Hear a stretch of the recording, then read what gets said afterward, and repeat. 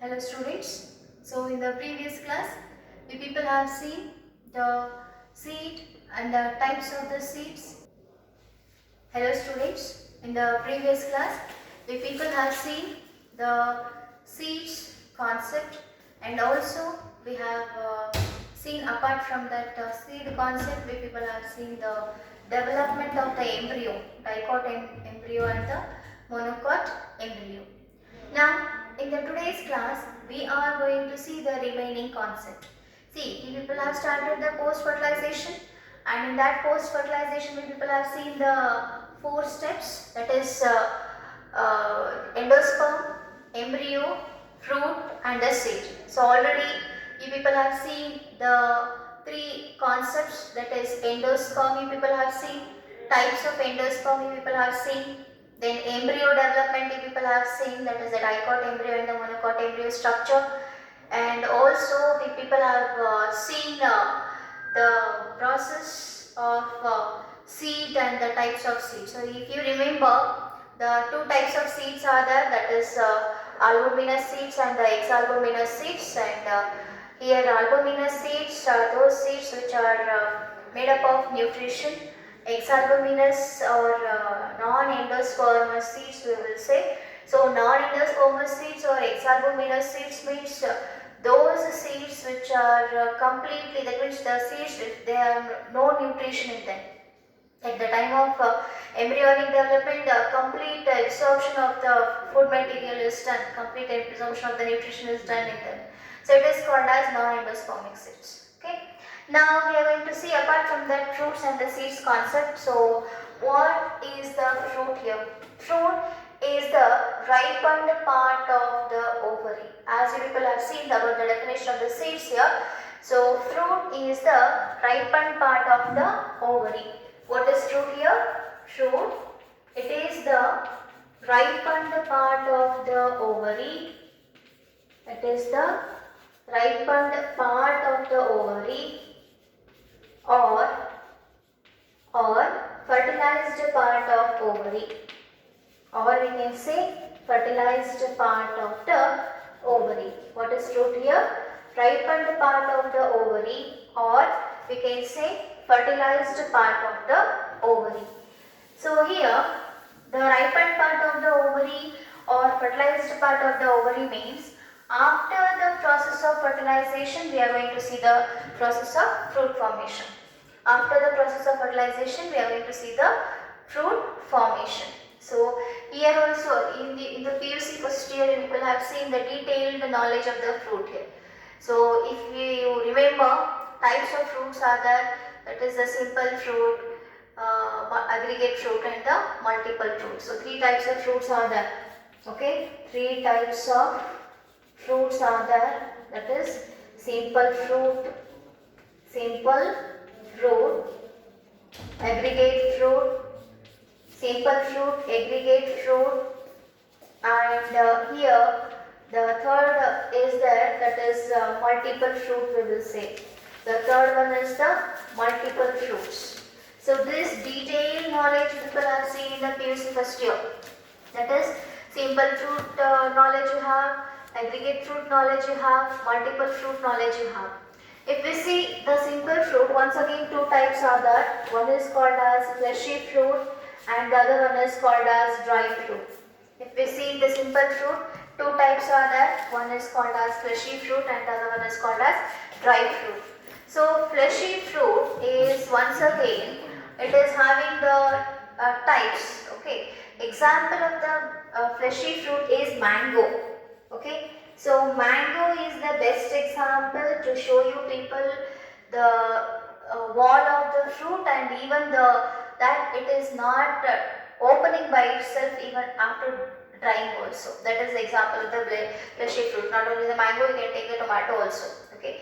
So that is a fleshy fruit which is made up of a juicy layer and a nutritive layer, that is called as fleshy fruits. So I have told you already that the dry fruits, coriander fruit is a dry fruit which is very easily, when it is drying up, it is opening by itself. That is a dry fruit. So I have told you already that in the PUC first year, you people was having a wide knowledge of the fruits. There people have seen the types of the fruits and also the varieties of fruits knowledge we have got. Now in this second year, they have just mentioned about the wall of the fruit and the true fruit, false fruit and the parthenocarpic fruit. They did not mention about the simple, aggregate and the multiple fruit. So just we'll discuss about that. Got? So here we are going to see that fleshy fruit, example mango. So here the mango, if we see the wall of the fruit, okay, the wall of the fruit is called as pericarp. What is the wall of the fruit is called? It is called as what? Pericarp. Here we are going to see pericarp is the wall of the fruit. Okay, what is the pericarp here? It is the wall of the fruit where it is consisting of 3 layers. How many layers it is consisting? 3 layers, that is outer epicarp. Okay, the very first layer is the outer epicarp, then second layer is the middle mesocarp and the third layer is the inner endocarp. So 3 layers are there, that is outer epicarp, middle mesocarp and inner endocarp. So outer epicarp is the outermost layer which is responsible for covering the inner layers. Then middle mesocarp is a juicy layer which is having the hairy and juicy. And inner endocarp is a stony layer. You people have seen the mango. Now in mango season is that. Inner endocarp is a stony layer which is very strong. So all these 3 layers are constituting the pericarp here. All the 3 layers are constituting the pericarp. So here the fruit is the ripened part of the ovary or fertilized part of the ovary, where we are going to see that this is going to occur after the fertilization. And there are varieties of fruits are there, as people have got the knowledge in the PUC history, that simple fruit, aggregate fruit and the multiple fruit. But for the second year they have mentioned about the 3 types of fruits, that is the true fruit, false fruit and the parthenocarpic fruit. So true fruit means what? So just before going to the true fruit, we have seen the wall of the layer is called as pericarp, and that pericarp is made up of 3 layers, that is outer epicarp, middle mesocarp and the inner endocarp. So here 3 types of fruits are there: true fruits, false fruits and parthenocarpic fruits. Okay, so true fruits, false fruits and the parthenocarpic fruits are nothing but the fruits which develop. True fruits. True fruits means the fruit which is developing, the fruit which is developed with the ovary. The fruit which is developed only with the ovary, it is called as true fruit. The fruit which is developed only with the ovary, it is called as true fruit. What are true fruits here? The fruit which is developed only with the ovary is called as true fruit. Whereas false fruits means the fruits along with the ovary, that means along with the ovary, the other parts of the flower, accessory parts of the flower, like thalamus, accessory parts of flower like thalamus is also involved. Okay, like thalamus is also involved in the formation of the fruit, then it is called as false fruit. False fruit means what? Along with the ovary, if the fruit is developed with the other parts of the flower like thalamus, petals, sepals. So the other parts of the flower along with the ovary it is there, then it is called as false fruit. The best example is apple. And the true fruit best example is, here you can take tomato. Okay, it is developed with the, that means true fruits are the fruits which is developed along with the, that means with the ovary itself, that is called as true fruit. And false fruits is nothing but along with the ovary, the other parts of the flower is involved in the development of the fruit, especially the thalamus, that is the false fruit. Here you can say best example is apple. Apple is the best example to understand the false fruit. Now next one is parthenocarpic fruits. So the fruits which have been developed without the fertilization. The fruits which have been developed without fertilization from the single parent, these fruits have been developed. So that is called as what? Parthenocarpic fruits. Parthenocarpic fruits are those fruits which are developed without fertilization, and they are best example is bananas and some varieties of grapes. They are the examples of the parthenocarpic fruits. That is the fruits developed without fertilization, that is called as what? Parthenocarpic fruits. So this completes your fruit concept. Already in detail you people have seen in the PUC first year. Now in the second year they have mentioned only the three types, the fruits, that is the true fruit, false fruit and the parthenocarpic fruits. If we go on seeing the concepts of the fruit, then it is not, 1 hour is also not enough. Okay, so just it's a brief concept which I have mentioned in the NCERT syllabus, that is the three types of fruits. It is true fruit, false fruit and the parthenocarpic fruits. So true fruit definition says that the fruit developed by the ovary, that is called as what? True fruit. False fruit is nothing but along with the ovary, if the thalamus is also involved. Along with the ovary, if the thalamus is also involved in the fruit development, then it is called as what? False fruit. Example is, best example is apple, you can take here. And parthenocarpic fruits means the fruits which have been developed without fertilization, that is called as what? Parthenocarpic fruits. So this is a concept of the fruit in the today's class. Now the very next class is, the very next concept is apomixis and polyembryony. So this completes, with the fruit we can see that there is a completion of the post fertilization event. Okay, with the fruit we are going to see that there is a completion of the post fertilization event of this topic. So what all you people have studied in the post fertilization event? The four concepts you people have seen. That is, the first concept is embryo formation, second concept is endosperm formation, third one is the seed formation, and today's class was the fruit formation, which is the last concept of the post fertilization event. Okay. Now the very last concept of this topic is apomixis and the polyembryony. Now students, what is the meaning of apomixis and polyembryony? That we are going to see in the today's class. Okay. So here apomixis is nothing but the process of development of the seeds, once again without fertilization. Apo means single.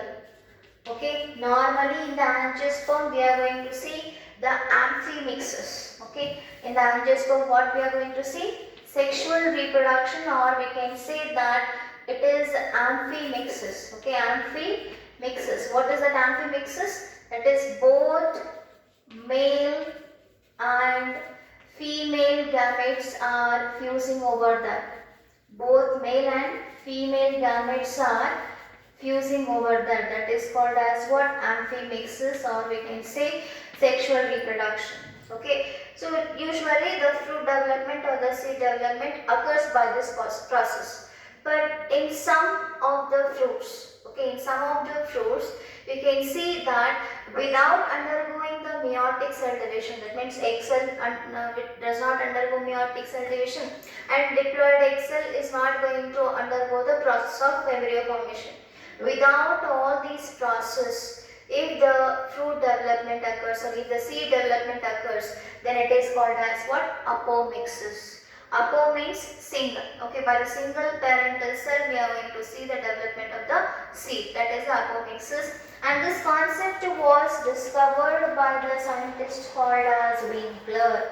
H. Winkler is the name of the scientist who has discovered the process called as apomixis. Who is the scientist here?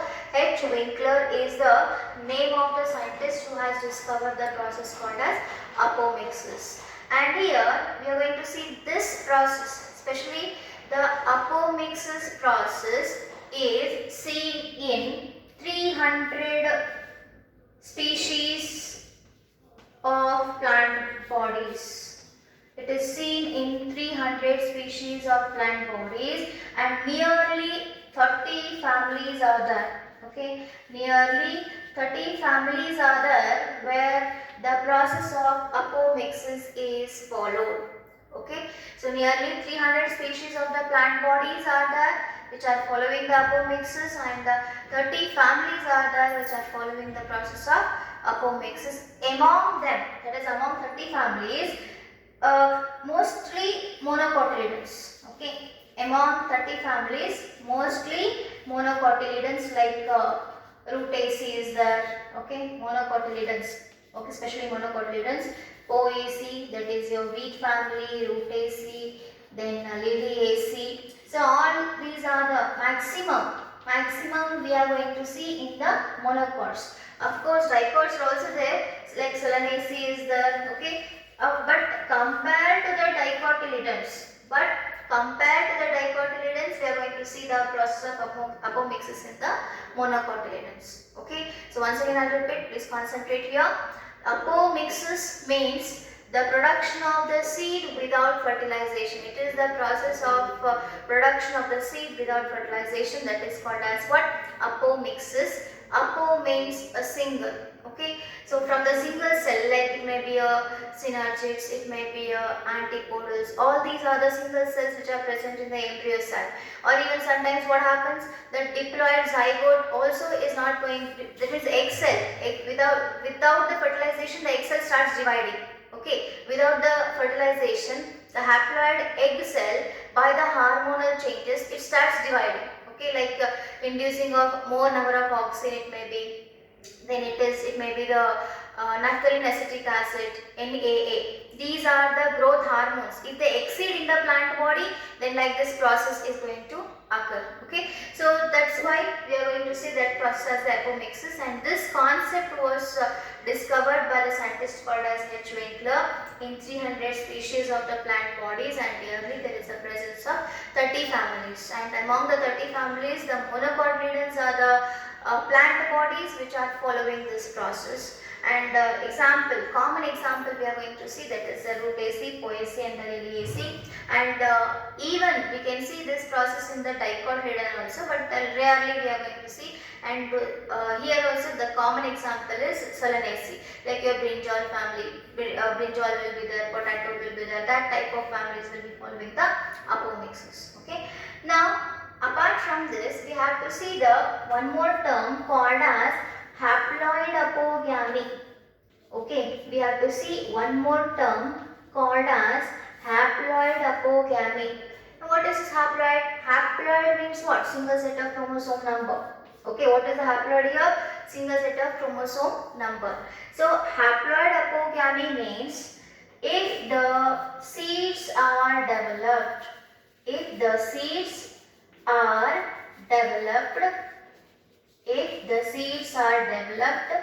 by the nucellus or antipodals or synergids. If any of the cell, if any of the cell starts developing the seeds, then it is called as haploid apogamy. What is haploid apogamy here? If the seeds are developed by the nucellus or antipodals or synergids, it is called as what? Haploid apogamy. Now what is the use of this? It maintains the pure line homozygosity.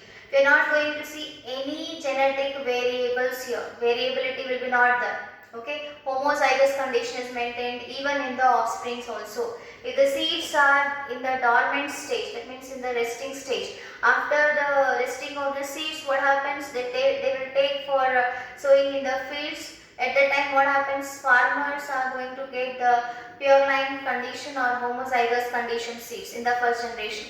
Got? So that is the use of this particular apomixis. Okay, in a limited area. Got?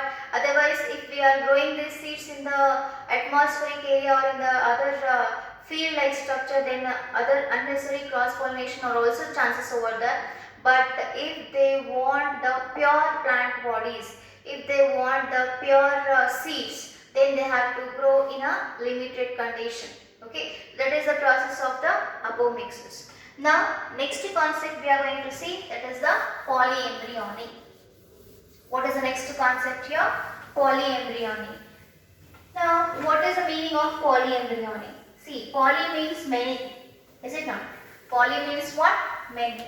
Embryony means production of embryos. Polyembryony here. So, poly means many, and you people know the embryo. Okay. So, production of more than one embryo. The definition says that production of more than one embryo, is called as polyembryony. What do we call here? Polyembryony. Production of more than one embryo is called as polyembryony, and it has been discovered by the scientist called as Anton von Leeuwenhoek. Okay, he is the scientist who has discovered the process of polyembryony in the angiospermic plants. Not only this, it is very common in the gymnosperms. In the gymnosperms, it is very much common. In rare cases, rarely we are going to see in the angiospermic families. Okay, in the angiospermic families, it is rarely seen, but it is most common in the gymnosperms. Okay, it is most common in the gymnosperms. And also, we are going to see the edeventive embryony. What is the meaning of edeventive? One more term here. What is the meaning of edeventive embryony? Edeventive embryony means edeventive embryony. It is the process of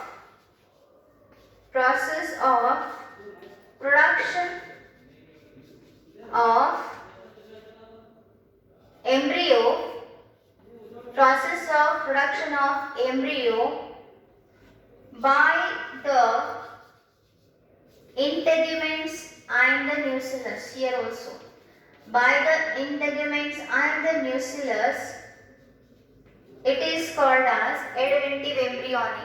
What is edeventive embryony? That is, it is the process of production of embryo by the integuments and the nucellus. It is the edeventive embryony. This polyembryony we are going to see in the citrus, we are going to see in the tomatoes, okay, we are going to see in the grapes. So these are the very common examples of the polyembryony. Okay, polyembryonic process we are going to see in the citrus fruits, tomatoes and the grapes. Okay, so this is the concept of the polyembryony. It was the last concept of this topic, that is sexual reproduction in the flowering plants concept. Okay, so here what all you people have seen from the first, you people have seen the LS of flower. So before going to the LS of flower, 3 events were there in the topic. Totally the topic is divided into 3 events, that is pre-fertilization, fertilization and the post-fertilization. Pre-fertilization, in that concept, okay, in the pre-fertilization concept, the very important 5 marks question you have to note it down. Simultaneously note it down, important 5 marks question. So first, pre-fertilization important concepts. See here, pre-fertilization, events, 5 marks or 3 marks questions. So first one is LS of flower. The very first important question, LS of flower along with the explanation. Then second one is structure of androecium and gynoecium, diagram along with explanation. diagram along with explanation.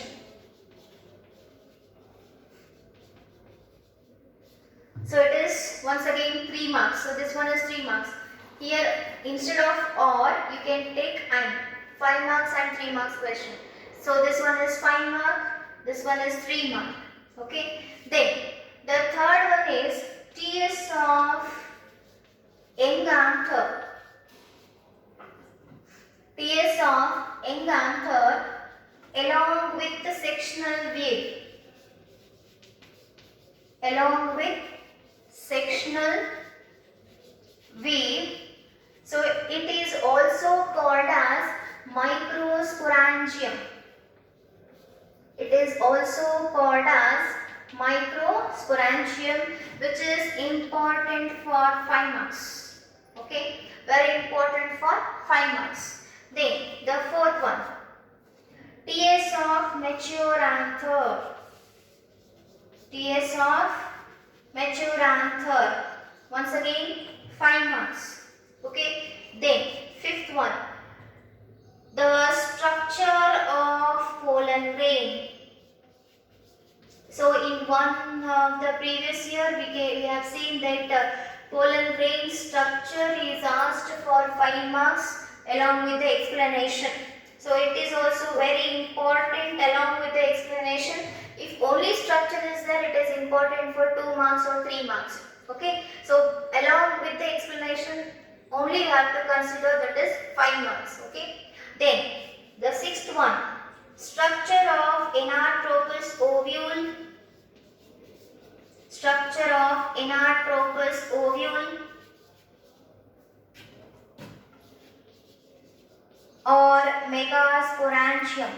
It is also called as what? Megasporangium. It is the once again 5 marks concept. It is once again the 5 marks concept. So all the parts you have to remember here, like funicle, raphe, nucellus, integuments, embryo sac, antipodal, synergids, central polar nuclei, micropyle, hilum. All the parts you have to remember along with the explanation. So that is very important for 5 marks. After this, we have to see one more concept, that is structure of female gametophyte. Structure of female gametophyte. Now here you have to concentrate. See, if the embryo structure is before fertilization, then it is called as only female gametophyte. If the embryo structure is before fertilization, only it is called as female gametophyte. After the, sometimes they ask the question like, explain the structure of matured female gametophyte. Explain the structure of matured female gametophyte. So what is the difference here? See here, in the embryo sac before fertilization, they are all haploid. Okay, they are not fused. Like this it will be. Antipodals will be there, separate 2 central polar nuclei will be there, then egg will be there, synergids will be there, filiform apparatus will be there.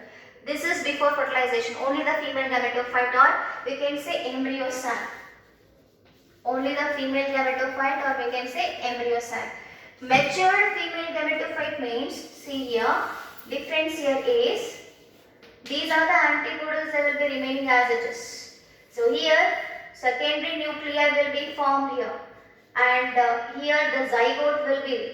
So one male gamete will be there. Okay, one male gamete will be there along with the one egg. Here one male gamete will be there along with the secondary nuclei. So n plus 2n is equal to 3n, triploid condition. N plus n is equal to 2n, diploid condition. This is the mature female gametophyte. That means after fertilization you have to consider. Both of the concept you have to concentrate here. So after this, this is mainly important for 3 marks. Okay. Then after this, we will go for the pollination. Pollination and its types, if we see, it is for 2 marks. Okay. Have you noted these questions? All these questions you have to note it down. Hope so that you have noted the question. I'll continue the next question. So here, pollination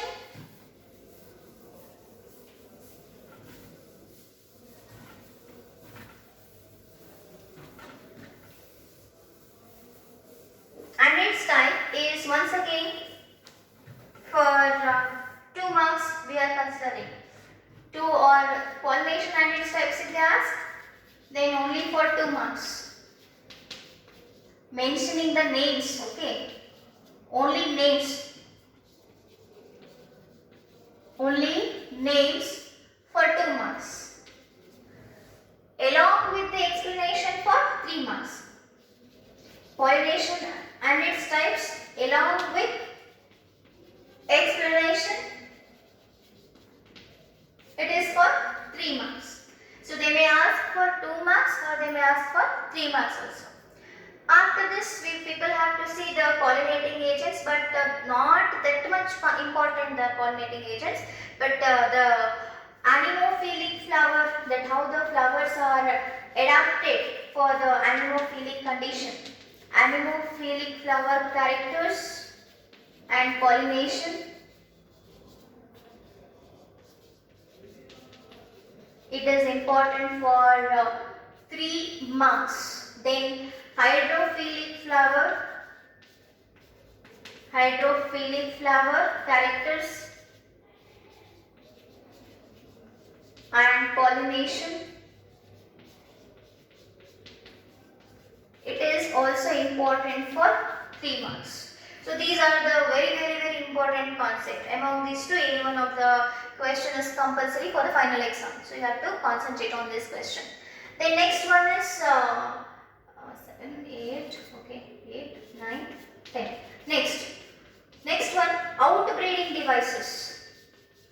So it is also asked, very common question. This concept is very common question, either for 2 marks or for 3 marks or complete 5 marks. Okay, so 5 characters are there.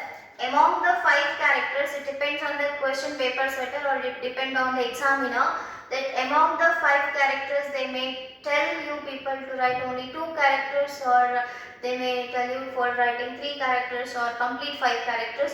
So you have to read complete 5 points over there.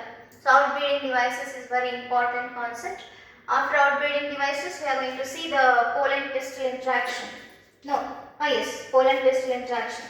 So this is not common question, but you should have knowledge. Once in the previous year, only once they have asked this question, pollen-pistil interaction for 3 marks. Okay. So these were the questions, list of questions in the pre-fertilization event and the structure, which is very important. Okay, all these questions you have to solve it in the home. Along with just we are since we are completing this concept, you have to solve it in the home as an assignment. Got? So this was the pre-fertilization. Listen carefully. Pre-fertilization questions. Now we are going to see fertilization questions. Second concept of the topic, fertilization. Only one question will